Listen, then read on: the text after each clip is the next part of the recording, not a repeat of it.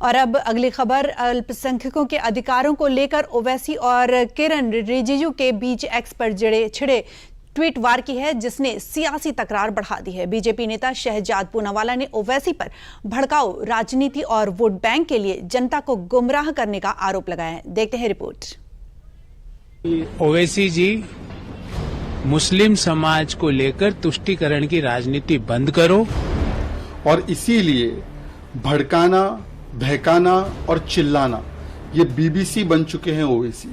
तुष्टीकरण और भड़काऊ बयानबाजी के आरोप ओवैसी पर लग रहे हैं। इन आरोपों के पीछे केंद्रीय मंत्री किरण रिजिजू और AIMIM चीफ असदुद्दीन ओवैसी के बीच हुआ ट्विटर वॉर है। दरअसल ओवैसी ने केंद्रीय मंत्री किरण रिजिजू को टैग करते हुए कुछ ऐसे पोस्ट किए, जिसके बाद सोशल मीडिया प्लेटफॉर्म X पर दोनों नेताओं के बीच तीखी नोकझोंक हुई। ये वही ओवैसी हैं जिन्होंने ऑपरेशन सिंदूर के बाद दुनिया भर में भारत की तरफ से भेजे गए डेलीगेशन की ओर से भारत का शानदार पक्ष रखा था। ओवैसी के इस अंदाज की केंद्रीय मंत्री किरण रिजिजू ने खुलकर तारीफ की थी, लेकिन अब ऐसा क्या हुआ कि दोनों नेताओं के बीच सोशल मीडिया पर तीखी नोकझोंक हुई। दरअसल 7 जुलाई को केंद्रीय मंत्री किरण रिजिजू ने X पर एक पोस्ट किया, जिसमें रिजिजू ने कहा, भारत एकमात्र ऐसा देश है जहां अल्पसंख्यकों को बहुसंख्यक समुदाय की तुलना में अधिक फायदे और सुरक्षा मिलती है। केंद्रीय मंत्री किरण रिजिजू के इस पोस्ट के बाद ओवैसी ने एक लंबा चौड़ा पोस्ट किया, जिसमें वो केंद्रीय मंत्री किरण रिजिजू को नसीहत देते हुए नजर आए। ओवैसी ने X पर लिखा, आप भारतीय गणराज्य के मंत्री हैं, राजा नहीं। आप संवैधानिक पद पर हैं, सिंहासन पर नहीं। अल्पसंख्यक अधिकार मौलिक अधिकार है, दान नहीं। क्या हर दिन पाकिस्तानी, बांग्लादेशी, जिहादी या रोहिंग्या कहलाना फायदा है? क्या भीड़ द्वारा मारे जाना सुरक्षा है? ओवैसी की इस पोस्ट के बाद केंद्रीय मंत्री किरण रिजिजू ने भी पलटवार किया और ओवैसी को तथ्यात्मक नसीहत दे डाली। केंद्रीय मंत्री किरण रिजिजू ने कहा, क्या कारण है कि हमारे पड़ोसी देशों के अल्पसंख्यक भारत आना पसंद करते हैं और हमारे अल्पसंख्यक क्यों पलायन नहीं करते? भारत में PM मोदी की कल्याणकारी योजनाएं सभी के लिए हैं। अल्पसंख्यक मामलों के मंत्रालय की योजनाएं अल्पसंख्यकों को अतिरिक्त लाभ प्रदान करती हैं। रिजिजू के इस पोस्ट पर ओवैसी ने फिर जवाब देते हुए कहा कि अगर हम पलायन नहीं करते तो इसका मतलब ये नहीं है कि हम खुश हैं। हम भागने वाले नहीं हैं, हमें भागने की आदत नहीं है।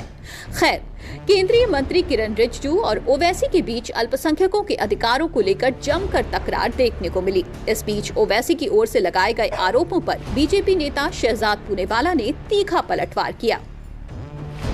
देखिए, दरअसल ओवैसी साहब खुद हॉस्टेज है वोट बैंक पॉलिटिक्स के, और इसीलिए भड़काना, बहकाना और चिल्लाना ये बीबीसी बन चुके हैं ओवैसी। और ओवैसी साहब ने CA के समय पर भी बोला था कि मुसलमानों की नागरिकता छिन जाएगी, कितनों की नागरिकता छीनी।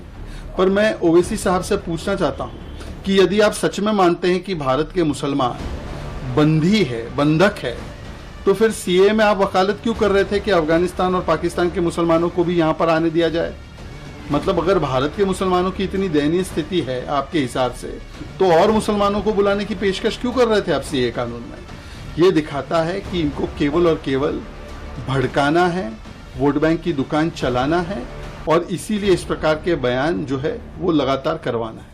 वहीं ओवैसी की ओर से अल्पसंख्यकों के अधिकारों को लेकर लगाए गए आरोपों पर भाजपा नेता गौरव वल्लभ ने भी तीखा पलटवार किया।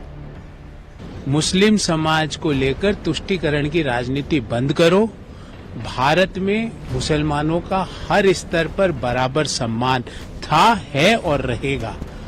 आप क्या कर रहे हो? आप सिर्फ अपने वोट बैंक की राजनीति के तहत, तुष्टीकरण की राजनीति के तहत मुस्लिम समाज को बरगलाने का काम करते हो। आप मुसलमानों के हितैषी नहीं हो, आप सिर्फ अपने स्वयं के हितैषी, आप सिर्फ अपनी पार्टी के हितैषी हो।